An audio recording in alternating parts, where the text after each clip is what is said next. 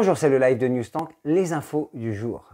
You Multirank, 52 établissements français en 2020, Télécom Paris, le mieux classé. You Multirank, vous savez, propose un comparateur de classement personnalisé par pays, par domaine et par discipline. Télécom Paris obtient 18 fois la note A, Centrale Nantes 16 fois la note 1, IMT Atlantique 16 fois la note A et Montpellier Supaegro également 16 fois. Je vous le disais, 52 établissements français sont présents dans l'édition 2020 de ce classement contre 62 en 2019. 13 établissements français apparaissent dans le top 25 du You Multirank, soit 8 de moins qu'en 2019.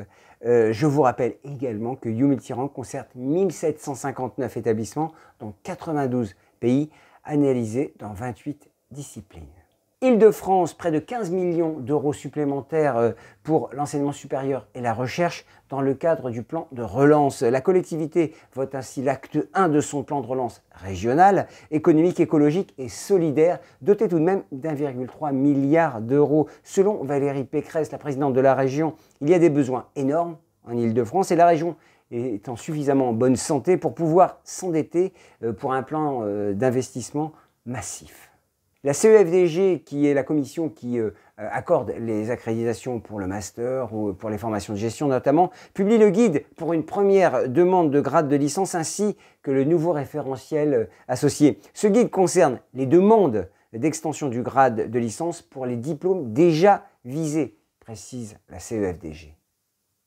ENS Saclay, annulation du concours en économie-gestion pour 2020. On rappelle que sont déclarés admissibles à ce concours les candidats admissibles à HEC, ESSEC et ESCP. Or, les écoles de commerce, vous le savez, ont décidé dans un contexte d'urgence sanitaire de ne pas mettre en place cette phase d'admissibilité. Dès lors, le concours devenait inopérable. Quelles sont les propositions des écoles d'ingénieurs pour le plan de relance? L'apprentissage, les formations hybrides et la prise en compte des propositions émises par la CDFI autour de l'innovation et de la recherche.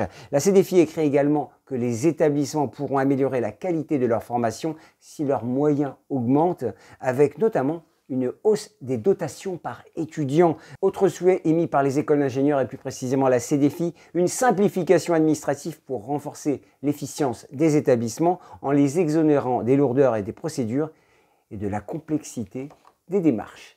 Voilà, c'était le live de Newstank. À demain.